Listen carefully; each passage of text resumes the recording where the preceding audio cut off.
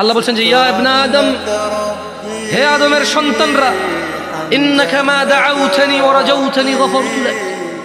যদি তোমরা আমি আল্লাহকে ডাকো, আমার কাছে ফিরে আসো, আমাকে ডাকো, গফারতু লাক, তোমাদের ক্ষমা করব।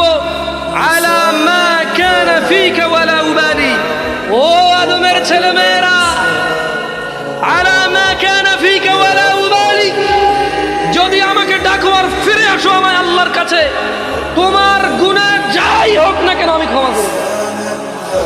ইয়া ইবনে আদম, হে আদমের সন্তানরা, লাউ বালাগাত যুনুবুকা আনানাস সামা, যদি তোমাদের গুনাহ আসমানের মেঘমালা পর্যন্ত পৌঁছায়, সুম্মা ইস্তাগফারতানি, অতঃপর তোমরা যদি বলো আল্লাহ আমাকে মাফ করেন, আল্লাহ বলছে গফারতু লাক ওয়ালা উবালি, তোমাকে মাফ করব, কারো পরোয়া করব না।